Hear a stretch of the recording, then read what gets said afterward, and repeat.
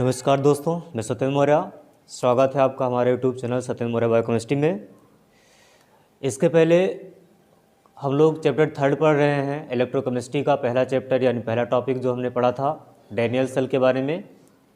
तो Daniel cell में कुछ चीज़ें अधूरी रह गई थी, जिसमें आपको बताया गया था इसमें डैनियल सेल का निर्माण कैसे करते हैं, जडन जिंक की रॉड को लेकर और कापर रॉड के लेकर। कापर रॉड को कापर के विलयन में यानी कापर सल्फेट के विलयन में और जिंक को लेकर जिंक सल्फेट के विलयन में डुबोया गया था। इस तरह से एक सेल का निर्माण किया गया था, उसमें हम लोग ने देखा था। आगे का जो है उसमें ऑक्सीकरण कहाँ पर हो रहा था, अपचयन कहाँ पर हो रहा था, इन चीज़ों को विस्तार रूप से नहीं बताया गया था। केवल जडन यानी केवल आपको डैनियल सेल का निर्माण कर कर छोड़ दिया गया था। तो ज़रा देख लेते हैं उसमें, क्योंकि हम लोग को पढ़ना है अर्ध सेल के बारे में भी। तो आपने जो निर्माण किया था कुछ इस प्रकार से, यहाँ पर एक सेल का निर्माण किया था जिसमें एक तरफ आपने क्या किया था, कापर की रॉड को लगाए थे और दूसरी तरफ आपने क्या किया था, जिंक की रॉड को लगाया था।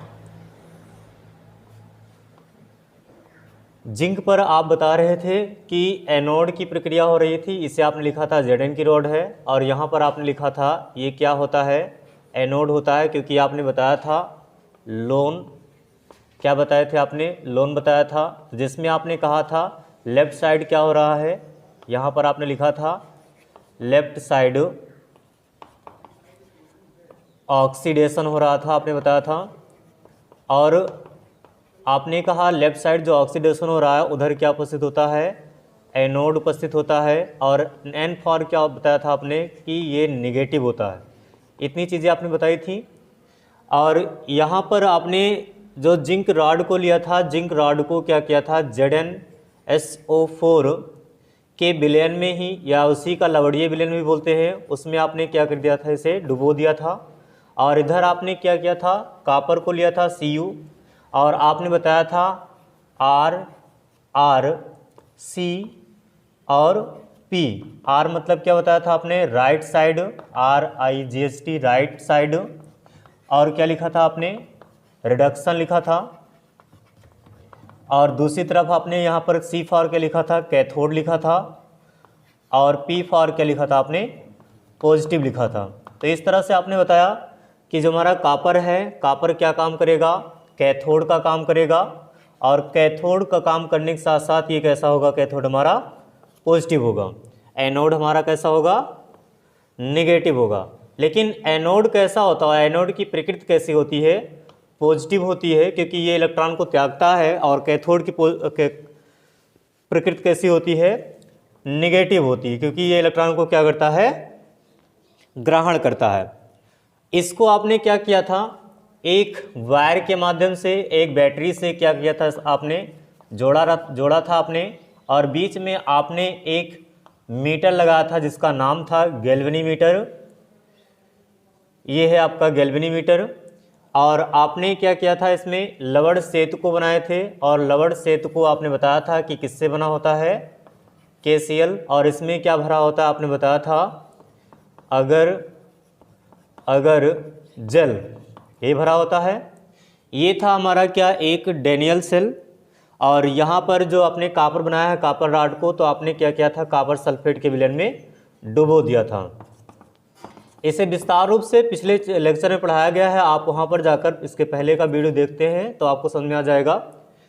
फिर आपने क्या किया था, यहाँ पर कुछ अर्ध सेल को दिखाया था।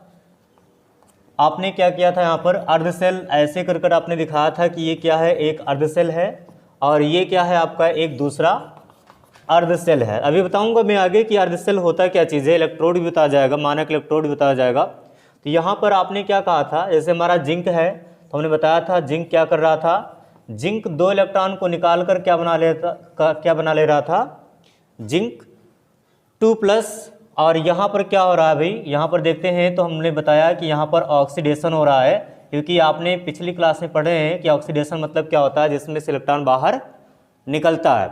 और यहाँ पर देखते हैं तो ये हमारा है Cu2+ है। और ये क्या करता है, 2 इलेक्ट्रॉन को ग्रहण करता है और ग्रहण करने के पश्चात क्या बनाएगा, यहाँ पर Cu बनाएगा। तो यहाँ पर क्या हो रहा है, यहाँ पर कहते थे कि रिडक्शन हो रहा है। इतनी प्रोसेस को हमने पढ़ रखे थे। तो ये जितना हो रहा है इधर, जितना ऑक्सीडेशन हो रहा है और ये जितना इधर रिडक्शन हो रहा है, तो ऑक्सीडेशन और रिडक्शन के आधे आधे भाग को हम लोग क्या कहते हैं, अर्ध सेल कहते हैं। क्या कहते हैं? अर्ध सेल कहते हैं। मतलब जो ऑक्सीडेशन है यानी कि एक जो पूरा परपथ है, पूरे परपथ का निर्माण कब होगा? जब ऑक्सीडेशन और रिडक्शन दोनों प्रक्रिया होगी तो पूरा परपथ होगा। तो उसमें से क्या करते हैं, पूरा परपथ जो होता है उसमें का हाफ पार्ट ले लिया जाए, यानी आधा सेल ले लिया जाए। आधे सेल में एक पर आपका कैथोड और एक पर आपका एनोड जो हो रहा है, तो उसको एक एक प्रोसेस को ले लिया जाए, या फिर कैथोड कहा जाए। कैथोड की प्रक्रिया को अर्ध सेल और एनोड की प्रक्रिया को अर्ध सेल, अथवा ऑक्सीडेशन की प्रक्रिया को क्या कहते हैं, अर्ध सेल, अथवा रिडक्शन की प्रक्रिया को क्या कहते हैं हम लोग, अर्ध सेल। और पूरे को जोड़ दिया जाए ऑक्सीडेशन और रिडक्शन को, तो क्या हो जाएगा, पूर्ण सेल हो जाएगा। तो यहाँ पर हम लोग इसमें बताएंगे, अब जो हमें आगे पढ़ना है इतना आपने बताया था। अब इसमें हम लोग सेल का निरूपण तो बताए थे, उसमें सेल का निरूपण से पहले यहाँ पर पूरी प्रोसेस को जानते हैं। तो पूरी प्रोसेस में क्या होता है, आपने क्या कहा, यहाँ पर Zn है, Zn क्या कर रहा था, Zn2 प्लस क्या कर रहा था, 2 इलेक्ट्रॉन को बाहर निकाल रहा था। और आपका क्या था, Cu2 प्लस क्या कर रहा था, 2 इलेक्ट्रॉन ग्रहण कर कर क्या बना रहा था, Cu बना ले रहा था। तो हम क्या करेंगे, इनको जोड़ेंगे तो क्या मिलेगा हमको, यहाँ पर मिलेगा Zn और प्लस क्या हो जाएगा, Cu2 plus sign of arrow, क्या मिल रहा है यहाँ पर, Zn2 प्लस क्या मिल जाएगा हमको, Cu। दोनों समीकरण लोग जोड़ लेंगे, आगे वहीं से कंटिन्यू करेंगे हम लोग। यहाँ पर इसे मान लेंगे समीकरण फर्स्ट और इसे क्या मानेंगे, समीकरण सेकंड। तो जब दोनों को जोड़ेंगे तो यहाँ पर कह भी सकते हैं समीकरण 1 और 2 को आपस में जोड़ने पर इतना करेंगे और हमको क्या मिल जाएगा, यहाँ पर मिल रहा है Zn plus Cu2 plus sign of arrow, Zn2 plus Cu। इससे हमको ये भी पता चल रहा है कि कहाँ पर ऑक्सीडेशन हो रहा है और कहाँ पर रिडक्शन हो रहा है। देखिए Zn से क्या हो रहा है, Zn2 प्लस का निर्माण कर रहा है। इसका मतलब क्या कर रहा है, ये 2 इलेक्ट्रॉनों को बाहर निकाल रहा है। ये क्या कर रहा है, 2 इलेक्ट्रॉन बाहर निकाल रहा है, 2 इलेक्ट्रॉन बाहर निकाल कर क्या बना ले रहा है, Zn2 प्लस बना ले रहा है। तो इसका मतलब यहाँ पर क्या हो रहा है, ऑक्सीडेशन हो रहा है। और यहाँ पर आपका क्या है, कॉपर है, Cu है, Cu2 प्लस है। ये क्या कर रहा है, 2 इलेक्ट्रॉन को ग्रहण कर कर, यानी कि यहाँ पर क्या हो रहा है, +2 इलेक्ट्रॉन हो रहा है और यहाँ पर -2 इलेक्ट्रॉन हो रहा है। और जब ये 2 इलेक्ट्रॉन ग्रहण कर रहा है तो ये क्या कर रहा है, आपका रिडक्शन कर रहा है। तो ये पूरी प्रोसेस थी उसमें। आगे हमने यहाँ पर लवण सेतु को जो बनाया था, तो लवण सेतु का कारण नहीं बताया गया था कि लवण सेतु का काम क्या होगा। जैसे यहाँ पर आपका जो लवण सेतु है, इसका विशेष काम होता है, सबसे इंपॉर्टेंट काम वही का होता है, क्योंकि इलेक्ट्रॉन जो सर्जित हो रहे हैं, इलेक्ट्रॉन जो बाहर निकल रहे हैं, तो उन इलेक्ट्रॉनों को बाहर निकलने के लिए जो हमारी बैटरी है, उस बैटरी में इलेक्ट्रॉनों को क्या करना है, हमको एक बैलेंस बनाना है। और बैलेंस बनाने के लिए हमको क्या करना पड़ेगा, लवण सेतु का निर्माण करना पड़ेगा। तो जो लवण सेतु का निर्माण होता है, उस लवण सेतु का काम क्या होता है, तो यहाँ पर कहते हैं कि जो हमारा लवण सेतु है वो किसका बना है, KCl का बना है। और KCl टूटेगा तो किस में टूटेगा, K++ किस में, Cl- में। और जो आपका कोई भी ले लिया जाए, ZnSO4 है, ये विलयन है आपका ZnSO4। ZnSO4 टूटेगा तो किस में टूटेगा, Zn2++ किस में, SO4 डबल माइनस में। तो क्या करता है, ये हमारा K यानी पोटेशियम जो है वो किससे जुड़ जाएगा, सल्फेट से। तो यहाँ पर होगा K++ SO4 डबल माइनस। अब क्या है, ये डबल माइनस है, एक माइनस इसको देगा तो इसको कितना चाहिए, 2 चाहिए ये, और दोनों आपस में जुड़ेगा तो क्या हो जाएगा, K2SO4। और ऐसे ही यहाँ पर आपका क्या है, Zn है, Zn के पास 2 इलेक्ट्रॉन है और यहाँ पर 1 है, तो इसको भी कितना होना पड़ेगा, 2 होना पड़ेगा। तो ओवरऑल इसको ले लिया जाता है 2 मोल, और ये भी क्या हो जाएगा, 2 मोल मिलेगा। तो इस प्रकार से क्या हो जाएगा आपका Zn2+ और प्लस क्या हो जाएगा आपका 2Cl minus sign of arrow क्या मिलेगा यहाँ पर, ZnCl2। तो ये काम क्या करता है, जैसे यहाँ पर कहा जाए कि आपका KCl था, तो KCl ने क्या किया, 1 इलेक्ट्रॉन निकाला तो पॉजिटिव चार्ज आया, +1 इलेक्ट्रॉन यहाँ पर हो गया। और आपका एक Cl था, इसने क्या किया, 1 इलेक्ट्रॉन को ग्रहण किया और क्या किया, Cl- बना लिया। तो इलेक्ट्रॉनों को बैलेंस करने के लिए जो हमारे इलेक्ट्रॉन हैं, जो हमारा सेल है, उस सेल में साम्यावस्था को बनाए रखने के लिए किसका योगदान होता है? लवण सेतु का योगदान होता है। ठीक है, क्या होता है? सबसे इम्पोर्टेंट पॉइंट यही होता है कि इसमें जो हमारा सेल है, इस सेल में इलेक्ट्रॉनों की साम्यावस्था को बनाए रखने के लिए या इलेक्ट्रॉनों का संतुलन बनाए रखने के लिए या बैटरी को संतुलित करने के लिए किसका काम होता है? लवण सेतु का काम होता है। इतना हम लोगों ने पढ़ लिया था, वहाँ पर बता दिया गया था। आगे हम बात करते हैं इसमें कि ऑक्सीकरण विभव क्या है और अपचयन विभव क्या है। तो इसे इरेज करते हैं, आपको नोट करना है, नोट कर लीजिए फटाक से या स्क्रीनशॉट ले लीजिए।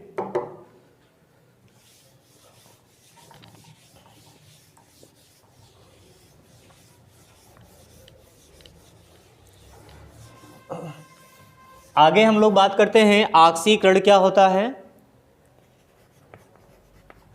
ऑक्सीकरण क्या होता है ये बात कर चुके हैं। ऑक्सीकरण विभव क्या है? इंग्लिश होती है ऑक्सीडेशन पोटेंशियल। ऑक्सीडेशन पोटेंशियल, तो ऑक्सीडेशन पोटेंशियल क्या होता है इसके बारे में बात करेंगे हम लोग। तो यहाँ पर क्या होता है, आपने कहा ऑक्सीकरण क्या है। ऑक्सीकरण में कहते हैं कि यदि किसी पदार्थ से, कोई भी पदार्थ ले लीजिए, कोई पदार्थ ले लीजिए, कोई भी अपक्रिया ले लीजिए, किसी पदार्थ से इलेक्ट्रॉन बाहर निकलता है, इलेक्ट्रॉन बाहर निकलता है, या फिर आपने बताया था कि ऑक्सीजन क्या होता है? जुड़ता है, तो उसे हम क्या कहते हैं? ऑक्सीडेशन कहते हैं। तो यहाँ पर हम क्या कहते हैं? यहाँ पर हम कहते हैं कि यदि किसी रासायनिक अपक्रिया से, क्योंकि यहाँ पर रासायनिक अपक्रिया हो रही हैं तो रासायनिक अपक्रिया की ही बात करेंगे। यदि किसी रासायनिक अभिक्रिया से क्या होता है? इलेक्ट्रॉन बाहर निकलता है और इलेक्ट्रॉन के बाहर निकलने पर जो विभव, जो ऊर्जा मुक्त होती है या जो विभव वहाँ पर लगता है, उपयोग होता है या फिर विभव आता है, उसी को हम लोग क्या कहते हैं? ऑक्सीकरण विभव कहते हैं। मैंने कहा कि यदि कोई रासायनिक अपक्रिया हो रही है, उस रासायनिक अपक्रिया में जो इलेक्ट्रॉन है वो इलेक्ट्रॉन बाहर निकल रहा है, तो इलेक्ट्रॉन के बाहर निकलने पर जितनी मात्रा में ऊर्जा बाहर निकलती है, ऊर्जा निर्मुक्त होती है, उसी को हम लोग क्या कहते हैं? ऑक्सीकरण विभव कहते हैं। ठीक है, आप नोट कर सकते हैं ऐसे ही। और नेक्स्ट क्या कह रहा हमने? नेक्स्ट यहाँ पर होता है हमारा अपचयन विभव। इसी को आप यहाँ पर छोटा छोटा पॉइंट जो बनाया जा रहा है, इसी पर आगे चलकर हम लोग को पढ़ना है मानक इलेक्ट्रोड विभव को। यहाँ पर कह रहा है अपचयन विभव। अपचयन विभव को क्या कहते हैं हम लोग? रिडक्शन कहते हैं। Reduction potential. रिडक्शन पोटेंशियल क्या होता है? तो इसमें हम लोग कहते हैं, जैसे इसने क्या किया, इलेक्ट्रॉन को बाहर निकाला, तो ये भी क्या, ये क्या करेगा? इलेक्ट्रॉन को ग्रहण करेगा। ये क्या करेगा? इलेक्ट्रॉन को ग्रहण करेगा। और इलेक्ट्रॉन को ग्रहण करने में जितनी ऊर्जा, जितनी मात्रा में ऊर्जा बाहर निकलेगी, वही क्या हो जाएगा? अपचयन विभव हो जाएगा। जैसे यहाँ पर अभी बताया गया कि एक अर्ध सेल का हम बनाते हैं। इस अर्ध सेल में यहाँ पर एक इलेक्ट्रोड लगा है। अब ये इलेक्ट्रोड कैथोड की भांति या एनोड की भांति किसी की भांति काम कर रहा होगा। तो यहाँ पर मान लिया जाए कि आपने Zn लिया है और Zn को आपने ZnSO4 में डुबोया है, तो जिंक क्या करेगा? अब ZnSO4 को एक ही सेल है यहाँ पर, तो हम कॉपर ले लेते हैं। तो क्या होता है, आप जानते हैं कि Zn क्या होता है, जिंक क्या होता है? अधिक अपक्रियाशील होता है, जबकि कॉपर क्या होता है? कम अपक्रियाशील होता है। इसी फॉर्म में हम दूसरा भी बना सकते हैं, ये CuSO4 कर सकते हैं और इसे हम क्या कर सकते हैं? Zn कर सकते हैं। तो इससे हमको आसान हो जाएगा थोड़ा सा, क्योंकि हमने कहा Zn क्या होता है? अधिक अपक्रियाशील होता है और Cu क्या होता है? कम अपक्रियाशील होता है। तो आपने सुना भी होगा, कक्षा 10 की बात है, कि जिंक कॉपर सल्फेट के विलयन से कॉपर को विस्थापित कर देता है। क्यों? तो आप कहते हैं वहाँ पर कि जिंक कॉपर सल्फेट के विलयन से कॉपर को विस्थापित कर देता है, क्योंकि जिंक क्या होता है? कॉपर से अधिक अपक्रियाशील होता है। तो ये आप बताते हैं। तो यहाँ पर भी क्या होगा? ये जिंक जो होगा, जिंक क्या काम कर रहा है? यहाँ पर ऑक्सीडेशन का काम कर रहा है। जैसे ही जिंक यहाँ पर आएगा विलयन में, और विलयन में जैसे ही आएगा वैसे ही जिंक क्या होगा, Zn2+ के रूप में बाहर निकलेगा या Zn2+ हो जाएगा और यहाँ से क्या होगा, 2 इलेक्ट्रॉन को बाहर निकालेगा।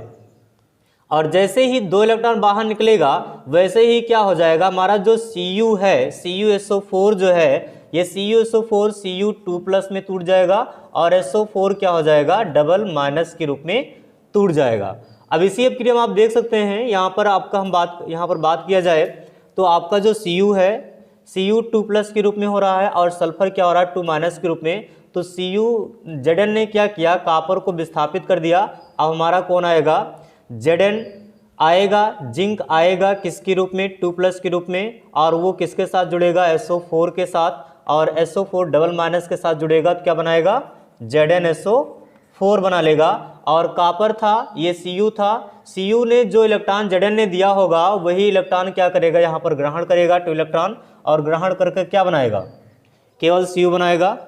तो इस प्रकार से यहाँ पर देख रहे हैं कि दोनों क्रियाएं एक ही साथ हो रही हैं। तो यहाँ पर जो इलेक्ट्रॉन को इसने ग्रहण किया और यहाँ पर जो इलेक्ट्रॉन को जिंक ने बाहर निकाला, ऑक्सीकरण और अपचयन दोनों की प्रक्रिया हो रही हैं। तो उस प्रक्रिया के द्वारा जितना भी ऊर्जा मुक्त होती है उसी ऊर्जा को हम लोग क्या कहते हैं, ऑक्सीकरण और अपचयन विभव कहते हैं।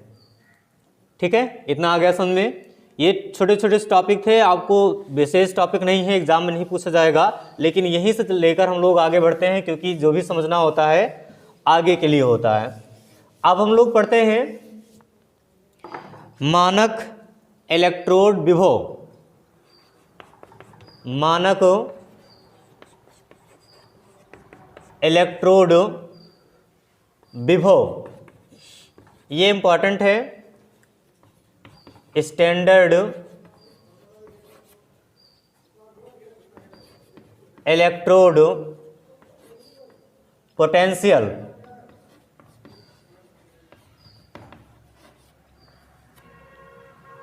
स्टैंडर्ड इलेक्ट्रोड पोटेंशियल, मानक इलेक्ट्रोड विभव। तो मानक इलेक्ट्रोड विभव क्या होता है, एक हमारा यहाँ पर इलेक्ट्रोड है, मान लिया जाए एक अर्ध सेल का मैंने निर्माण किया। इस अर्ध सेल में यहाँ पर हमने क्या डाला, एक रॉड को डाला है। अब ये रॉड किसी की भी हो सकती है, हमको उससे मतलब नहीं है, कुल मिलाकर हम कह रहे हैं कि ये है क्या, एक इलेक्ट्रोड है। क्या है ये, इलेक्ट्रोड है। इस इलेक्ट्रोड में यहाँ पर जो इलेक्ट्रोड है उसी का लवणीय विलयन यहाँ पर क्या किया गया है, डाला गया है। जो लवणीय विलयन है उसको जब डाले हमने तो क्या किया हमने, यहाँ पर हमने यहाँ पर लिया गया, इसका जो ताप है वो हमेशा स्थिर रखा गया 298 केल्विन, और यहाँ पर जो इसकी सांद्रता है वो सांद्रता है 1 मोल प्रति लीटर, 1 मोल प्रति लीटर। तो हम कहते हैं कि जो हमारा इलेक्ट्रोड है उस इलेक्ट्रोड में 298 केल्विन ताप पर या दाब पर क्या हो जाएगा, यहाँ पर 1 मोल प्रति लीटर विलयन में जो इलेक्ट्रोड की सांद्रता है वही क्या हो जाएगा, मानक इलेक्ट्रोड विभव हो जाएगा। ठीक है, तो इसे नोट कर लेंगे हम लोग, थोड़ा सा इंपॉर्टेंट भी है तो नोट करेंगे। देखिए क्या कह रहा है, हेडिंग डालिए आप लोग, मानक इलेक्ट्रोड विभव। मानक इलेक्ट्रोड विभव में लिखेंगे किसी अर्ध सेल का कह रहा है, किसी अर्ध सेल का 298 दाब तथा 1 मोल प्रति लीटर सांद्रता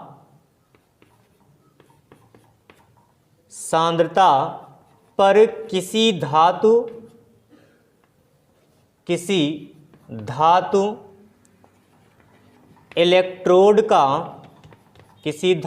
इलेक्ट्रोड को मानक इलेक्ट्रोड विभव कहते हैं।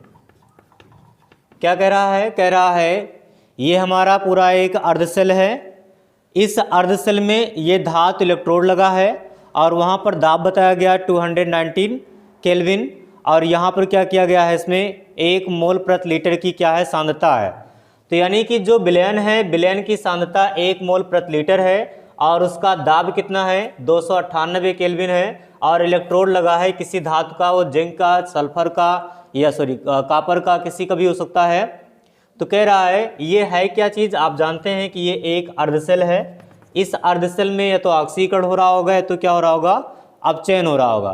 तो इसमें कहा गया किसी अर्धसेल में 298 केल्विन दाब पर 1 मोल प्रति लीटर सांद्रता, 1 मोल प्रति लीटर सांद्रता पर जो भी हमारी धातु इलेक्ट्रोड है, इस धातु इलेक्ट्रोड का ही या इसका ही क्या कहेंगे हम लोग, मानक इलेक्ट्रोड विभव कहते हैं।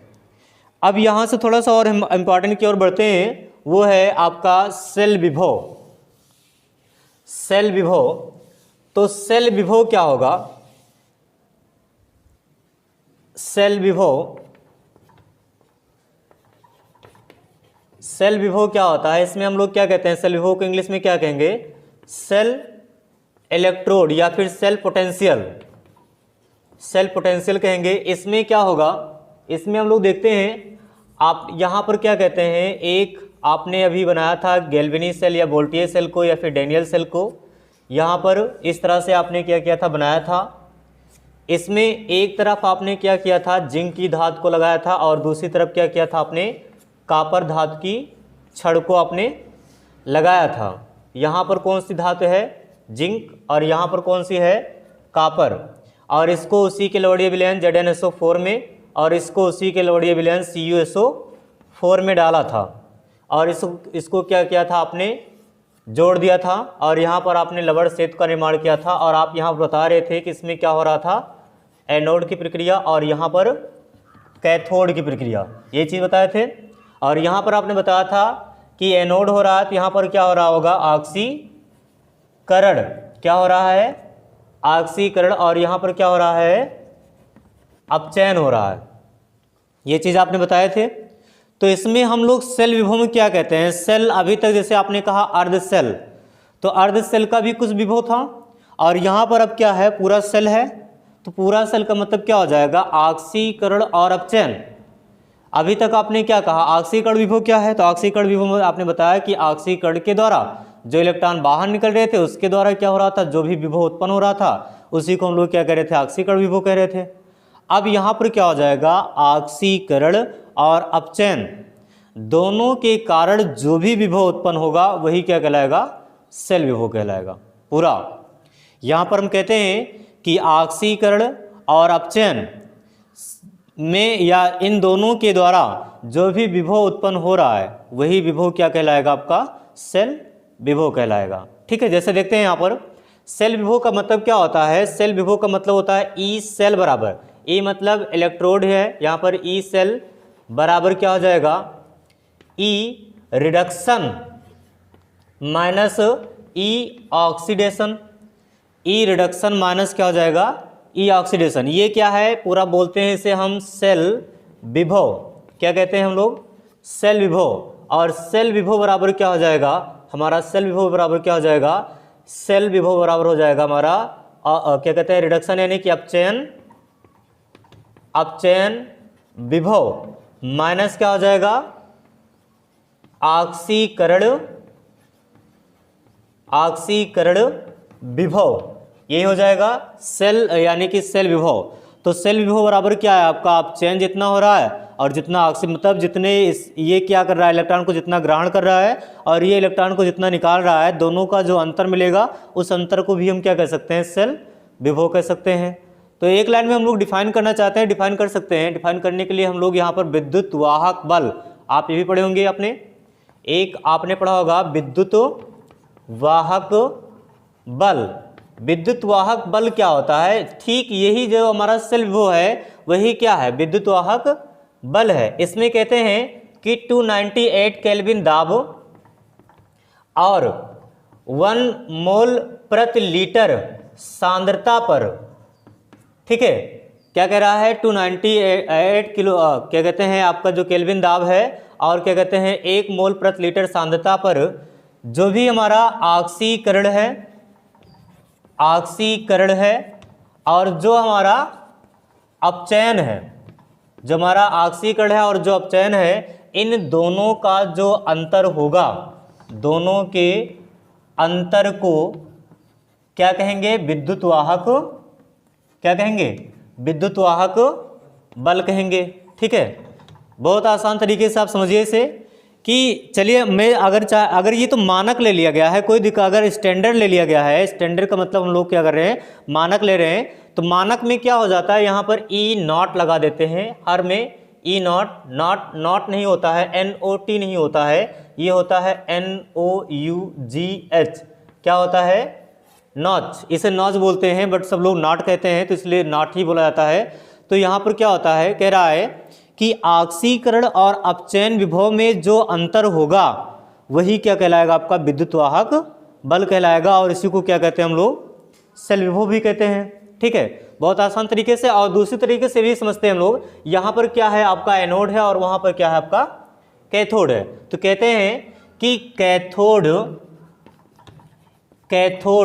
और एनोड, कैथोड और एनोड के विभव में अंतर, यानी कि इन दोनों के विभव में जो अंतर होगा वही क्या कहलाएगा? आपका विद्युत वाहक बल कहलाएगा। या फिर एक तरीका और है आपको समझाने का, आप समझा सकते हैं इसमें, जैसे कि यहाँ पर अर्धसेलों को लिया गया है, तो हम कहते हैं कि दोनों अर्धसेलों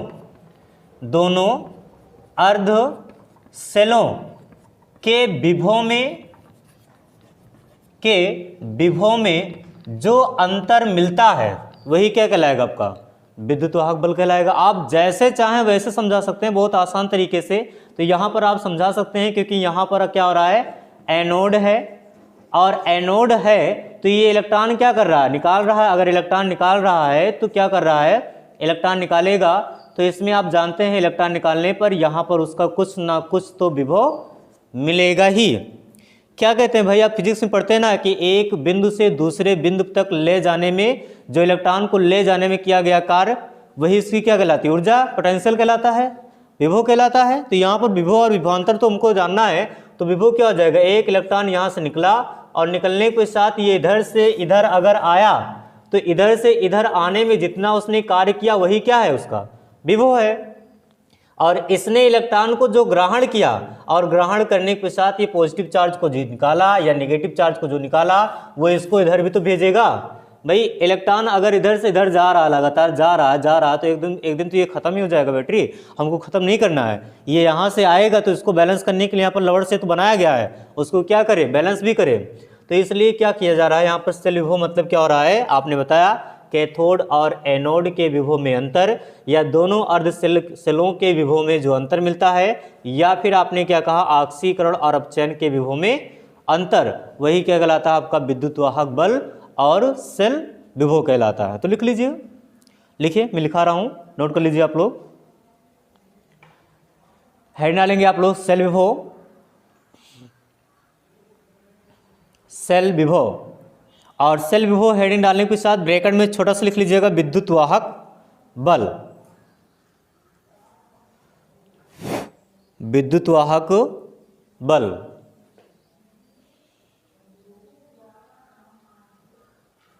हो गया? इसमें लिखेंगे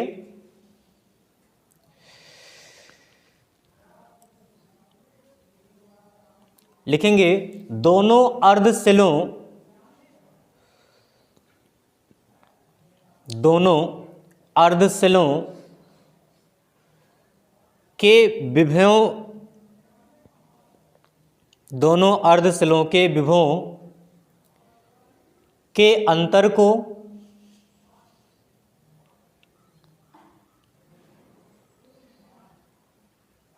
क्या कहते हैं? विद्युत वाहक बल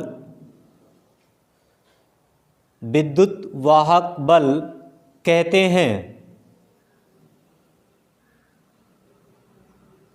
विद्युत वाहक बल कहते हैं।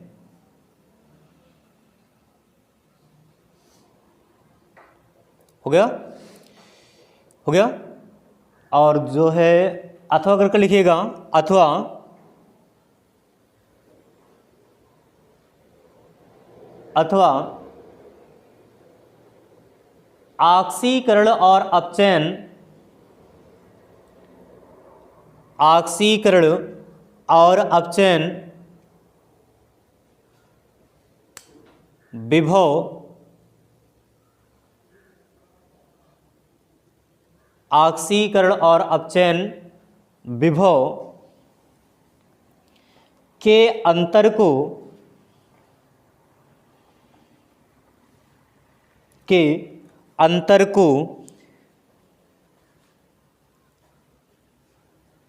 सेल विभव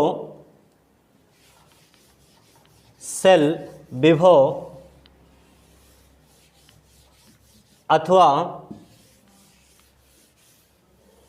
विद्युत वाहक बल कहते हैं। सेल विभव अथवा विद्युत वाहक बल कहते हैं। नई लाइन से, अतः सेल विभव बराबर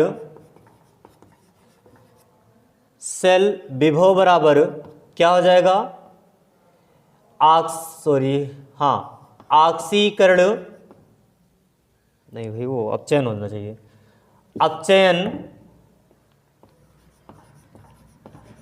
विभव माइनस ऑक्सीकरण विभव क्या हो जाएगा? अपचयन विभव माइनस ऑक्सीकरण विभव हो जाएगा। और इसी को क्या लिख सकते हैं हम लोग? ई सेल बराबर क्या हो जाएगा? ई रेड मतलब रिडक्शन, और माइनस क्या हो जाएगा? ई ऑक्स, वेयर जहां RED बराबर रिडक्शन यानी कि अपचयन, और ऑक्स बराबर क्या हो जाएगा? ऑक्सीडेशन। क्या हो जाएगा? ऑक्सीडेशन हो जाएगा।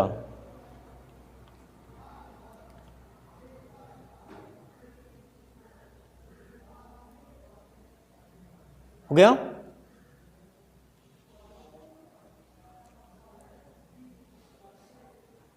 हो गया भाई?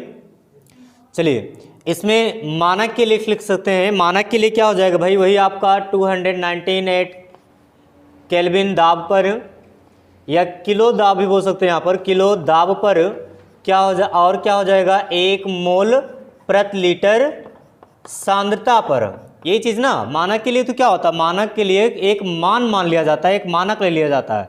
और मानक कितना लिया गया यहाँ पर? 298 केल्विन दाब और एक मोल प्रति लीटर सांद्रता, इतना मानक लिया गया।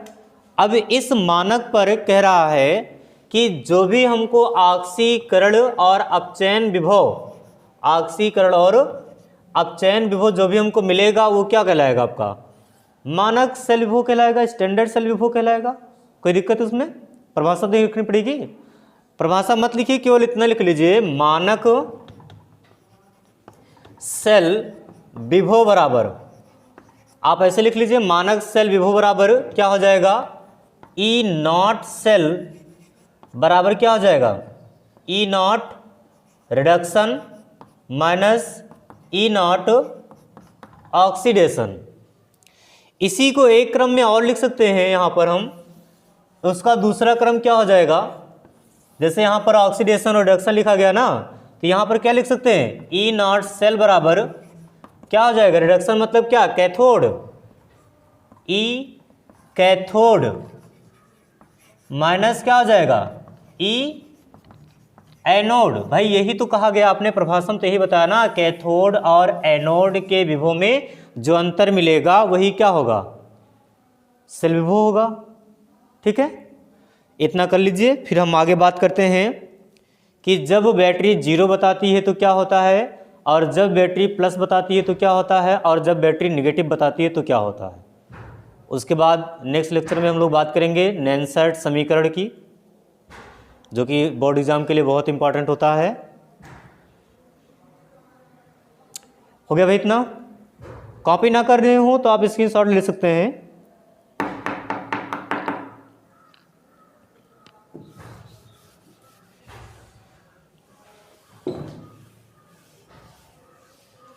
चलिए, कह रहा है कि इसके लिए भी न्यूमेरिकल भी होते हैं, तो न्यूमेरिकल में बाद में सॉल्व कराऊंगा। अभी यहाँ पर देखते हैं कि जब जीरो होती है यानी कि बैटरी का सिंबल, यहाँ पर हम लिख सकते हैं बैटरी है, और जब ये बैटरी का सिंबल जीरो है, और जब बैटरी का सिंगल पॉजिटिव है, और जब बैटरी का सिंगल नेगेटिव है, तो क्या क्या चीज़ें बताती हैं। अगर किसी को मालूम है तो कमेंट बॉक्स में ज़रूर करिएगा। यहाँ पर क्या होता है, जब बैटरी जीरो बताती है तो इसका मतलब बैटरी हमारी साम्यावस्था में है। कैसी है? साम्यावस्था में। जैसे आपने पढ़ा होगा डेल्टा जी बराबर जीरो, डेल्टा जी बराबर पॉजिटिव और डेल्टा जी बराबर नेगेटिव। तो आपने यहाँ बताया होगा कि यहाँ पर क्या प्रावस्था होती है? साम्यावस्था, और यहाँ पर क्या होती है? स्वतः परिवर्तित प्रक्रम, और यहाँ पर क्या होता है? स्वतः परिवर्तित प्रक्रम होता है। ठीक वैसे ही जब बैटरी का सिंबल हमारा जीरो आता है तो इसका मतलब बैटरी क्या है? बैटरी में कोई परिवर्तन नहीं हो रहा है, ना तो बैटरी चार्ज हो रही है, ना ही बैटरी से इलेक्ट्रॉन बाहर निकल रहा है। मतलब लाइट क्या है? ऑफ है। लाइट क्या है? बंद है। इन्वर्टर हमारा बंद है, इसलिए नहीं है, ना तो यहाँ पर लाइट आ रही है और ना ही यहाँ से लाइट जा रही है। लेकिन जब हमारी बैटरी पॉजिटिव बताती है तो इसका मतलब क्या हो रहा है? जब हमारी बैटरी पॉजिटिव बता रही है तो इसका मतलब क्या हो रहा है? कि बैटरी चार्ज हो रही है, फुल हो गई है। बैटरी हमारी क्या हो गई है? फुल हो गई। नहीं, ऐसा नहीं होगा। जब यहाँ पर पॉजिटिव बताता है तो इसका मतलब क्या हो रहा है कि बैटरी जो है वो इलेक्ट्रॉन को बाहर निकाल रही है। ठीक है, क्या कर रही है? इलेक्ट्रॉन को बाहर निकाल रही है। इसका मतलब लाइट क्या है? ऑन है। क्या है? Light on. भाई बैटरी से लाइट बाहर निकल रही है ना, इलेक्ट्रॉन देने की प्रवृत्ति तो पॉजिटिव होती है, और इलेक्ट्रॉन ये दे रहा है तभी तो क्या हो रहा है? पॉजिटिव आ रहा है। और लास्ट बचा इसमें क्या हो जाएगा? इसका मतलब फिर चार्ज हो रही है। बैटरी कैसी हो रही है? चार्ज हो रही है। यहाँ पर क्या है? चार्जिंग चालू है। चार्जिंग अगर हो रहा है तो कैसी बैटरी का सिंबल कैसा आएगा? नेगेटिव आएगा। ठीक है। अब जैसे कि कहा गया कि ई सेल बराबर, आपने लिखा ई सेल बराबर ई रिडक्शन माइनस ई ऑक्सीडेशन। इनको पहले क्यों लिखा गया? रिडक्शन को पहले क्यों लिखा गया, ऑक्सीडेशन को बाद में क्यों लिखा गया? ऐसा क्यों? तो इसमें हम लोग बताते हैं सिंपल सा कि विद्युत वाहक बल निकालना हमको, तो ई सेल बराबर हम कब कैलकुलेट कर पाएंगे? कि जितना इलेक्ट्रॉन उसने कुल दिया है, जैसे मान लिया जाए उसने 4 इलेक्ट्रॉन दिया है, और कितना इलेक्ट्रॉन इसके पास पहुंचा है, मान लिया जाए 3 इलेक्ट्रॉन इसके पास पहुंचा है, तो जो इनका अंतर आएगा, इनका अंतर कितना आएगा? माइनस आएगा प्लस आएगा? माइनस में 1 आएगा, और माइनस में अगर 1 आ रहा है तो इसका मतलब बैटरी कैसी हो रही है? हमारी चार्जिंग पर चल रही है। ठीक है। और अगर हमारा यहाँ पर ई सेल बराबर क्या हो गया? ई सेल बराबर यहाँ पर रिडक्शन भी बराबर हमारा 4 हो गया, ऑक्सीडेशन भी बराबर 4 हो गया, तो 4 माइनस 4 बराबर कितना?